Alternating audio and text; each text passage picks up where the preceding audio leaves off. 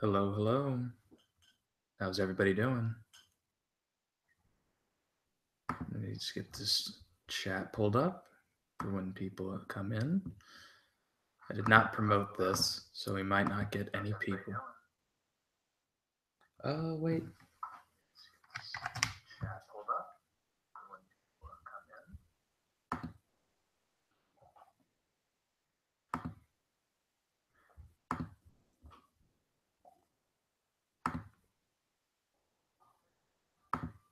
Sorry, I had my own video playing over it. Apologize for the overlap. But hello, everybody. Welcome to The Walking David. Today, obviously, I'm going to be reviewing the season 8 premiere of The Walking Dead. And boy, what a premiere it was! I thought this was my first instinct was this was a great premiere. I'm sure with further analysis, maybe in the upcoming days or week, I might have some more critical things to say. But my initial gut instinct was that it was a fantastic premiere. It it did all the right things. It focused a lot more on Rick, just like any uh, Walking Dead episode pretty much should be. It did hint at some things. It was a little overhanded at some things about Rick's dream of the future, and I do choose to believe that that was sort of a dream because it's very glossy and it you know a little too starry eyed. I would say, but it. I mean, it's possible. It could be the flash forward completely, but I think it's a dream of the flash forward. So it's going to be some of it's going to be real, and other parts of it aren't. But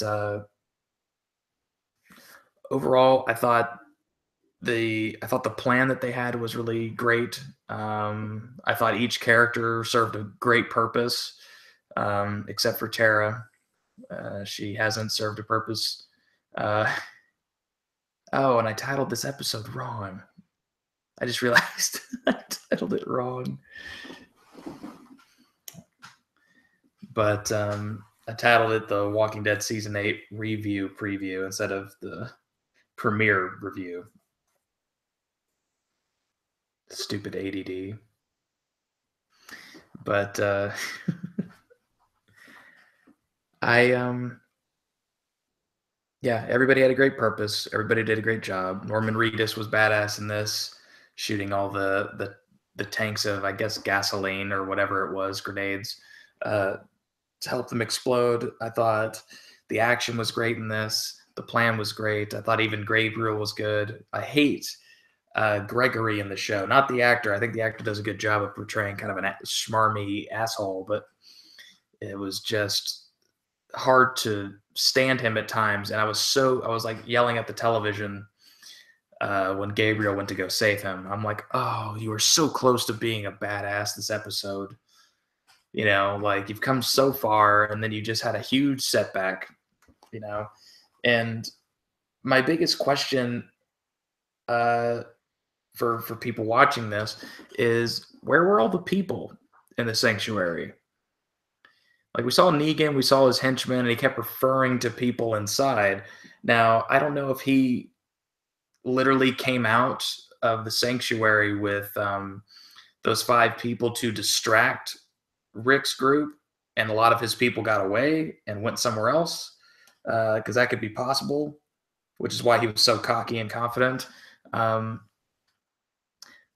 I guess another hole I thought was they were shooting at the windows, and I have a theory as to why they might have been doing that, but we haven't seen the full scope of the battle yet, so I'm not sure if my theory's right. So I'm going to refrain from saying it to avoid sounding stupid. But um, I don't understand why Rick, when he was counting and he said, eight, 7, and then he went around and he just goes, and he just started firing. That he didn't just aim at like Simon and Eugene, just aim at that whole line and just go across. I know Eugene's there and everything, but then again, it's kind of like it's sort of the Hitler situation. If you're able to get all of these lieutenants underneath him, all the people who would take over the leadership role afterwards, um, then I don't see why you wouldn't just do it, even if Eugene was there, or try your best just to avoid hitting Eugene, or yell at Eugene to duck and then just shoot at everybody else. I don't know how Negan's able to dodge, you know, 10 people shooting at him at once, but it makes me wonder, are they going to show like the next time we see him with his bat, Lucille, it's all like shot up. Like everybody pulled a Rosita and everybody shot his bat and not him. Like he was just like Luke with the lightsaber, just pew, pew, pew, just catching bullets left and right. That was his real skill. He's not even good at swinging a baseball bat. He's just good at uses the force. Um, that was a stupid joke. Uh, but I did think that. I was like, man, if everybody pulled a Rosita right now and just shot his bat and didn't shoot him, I'm gonna be pissed. But it looked like he did have like a leg wound, so that's good. At least in those regards, that's pretty good.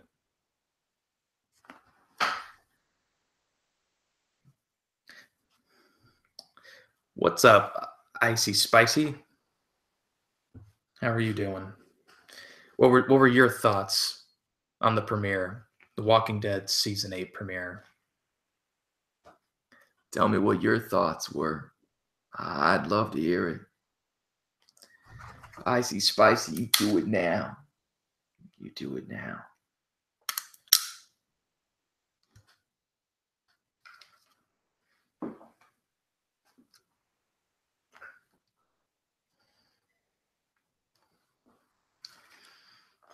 Sorry, having fun playing with my gun, my toy gun. This is actually pretty nice. Speaking of which, this is actually a pretty nice replica of Rick's gun. Weighs about 3 pounds. It's very shiny though. That's the only problem. It's a little too shiny, I think. Needs a little grime on it. Nice accent. Thank you. Oh.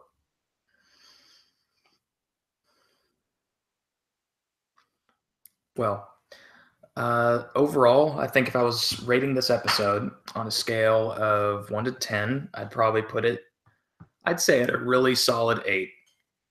I don't know if I can necessarily put it any higher than that. I think it might be too early to tell because this episode, as you could clearly tell, was clearly hinting at a lot of things to possibly come.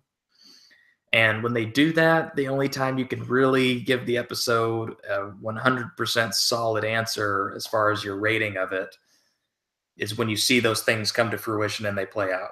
So I'm waiting for the overall arc. So this season is probably going to end up having to get an overall arc rating by me in the end. But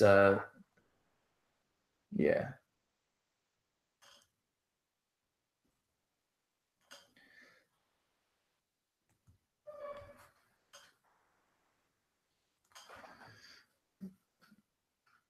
I forgot that my buddy Phil is doing a live stream right now about it.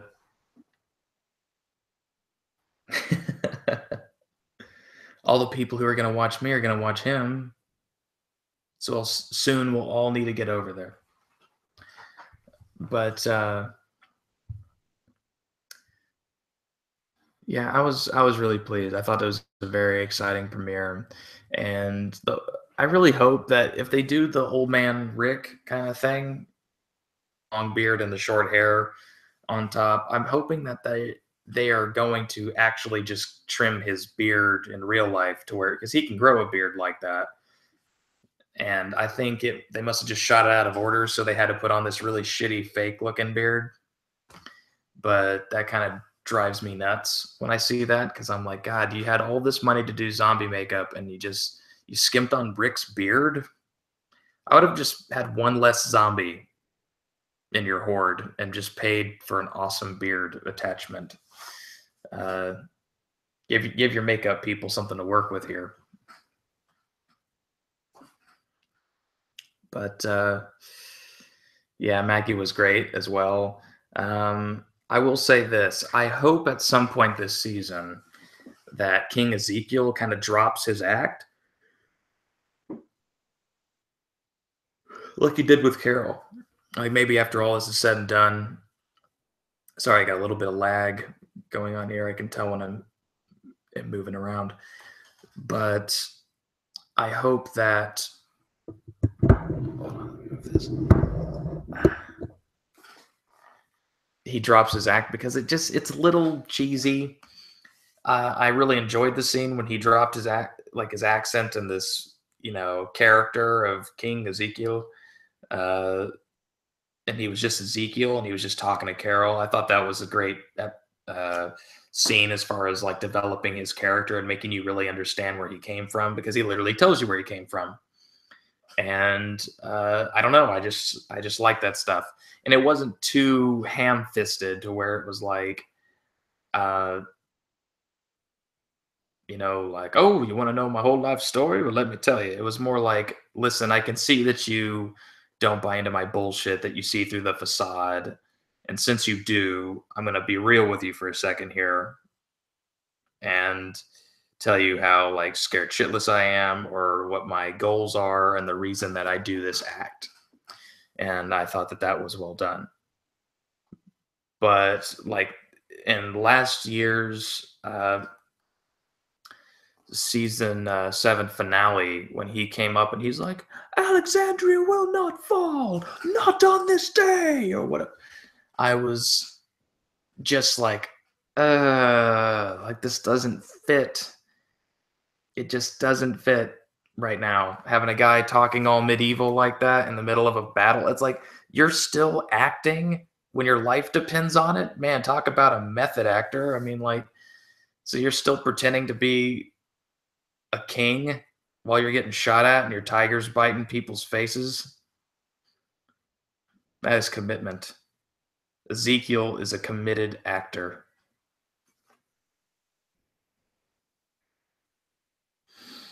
Mm, I can't tell what is up with this. Sorry, I'm looking at all these little things. I'm not used to doing these live streams through Google Hangouts. I usually just do them on my phone, but I figured, the premiere deserved a little bit more effort, perhaps. And I did have the stuff already set up, so that helps. But welcome, everybody. If you are new to The Walking David, my name is David Grayson. I'm an actor and a filmmaker, and I do reviews like this. I also do a lot of like impression videos and of Game of Thrones characters. Rick Grimes, of course. I like to kind of do some impressions slash cosplay of him, and yeah, I did it before. The video I posted before about Rick Grimes. I did entirely as Rick Grimes for like 9 minutes. It can be a little hard on the vocal cords, but if it's what your people want, you give them what they want. That's what I say. Carl. Do you understand that, Carl? I'm glad you do, Carl. Come on, Carl. Pull it the fucking together. Rick is gay. How did you know?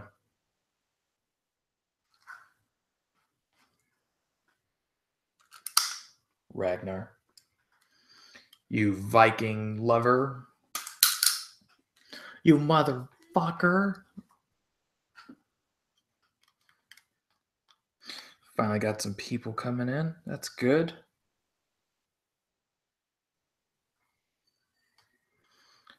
I know that a lot of people are probably hesitant to come in right now because there's still people on the West Coast, where a good chunk of my subscribers are, uh, that haven't seen the episode yet, so they're avoiding spoilers and stuff like that. But that's another thing. This episode had there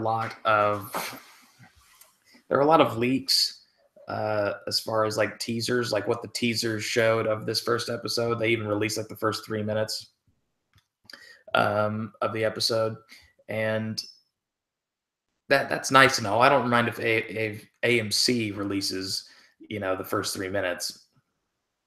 But one bad move that AMC did was in all the teasers, just how much they showed of this episode, like the Daryl on the bike, Rick shooting his guns, Father Gabriel, do you got your shitting pants on? And just they had a lot of the highlights of this episode just kind of speckled in there, and I'm like, well, don't do that with your little teasers, because anybody who knows my channel knows that I hate spoilers. I pretty much despise it.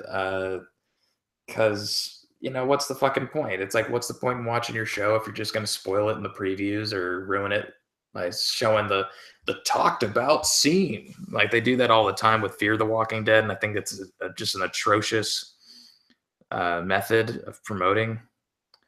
Icy Spicy asks, what was the season 8 intro like? I didn't get to see it. Like the one where it mentions the cast and the theme song plays. Oh, that's a good question. Honestly, I didn't even pay that. I think I was messaging somebody about the premiere starting when the intro was going, which is my bad. But I, I will say this: the Walking Dead logo, although the intro, or sorry, although the teasers for the season show it being like pure white, it was still decaying. It had decayed even more since last season. So we're not quite there as far as that goes. So we're not rebuilding just yet. The world is still kind of collapsing. At least that's what I believe they're trying to go for. And I think we might see like a final title crawl or intro for like the last episode of the season, or the mid-season finale, or the mid-season premiere, or the second half of the season premiere in February.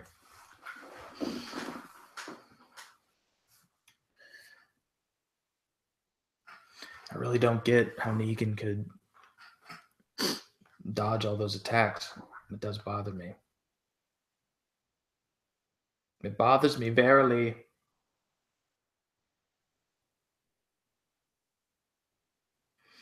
Uh,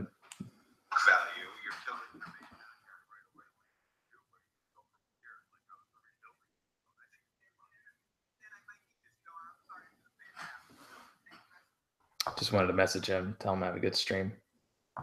But yeah, if you guys have some interesting views or a favorite scene from the premiere episode, then go ahead and leave it in the comments section. I'd love to hear what your take was on it.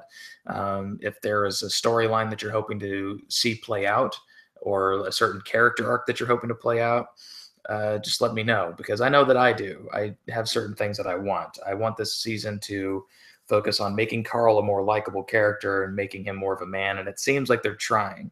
I will say that Carl or Chandler Riggs did a lot better job this episode, and at seeming like more of a teenager and not so much like a child, because they had been trying to play him really young and really dumb up until it seems like this season, like this premiere.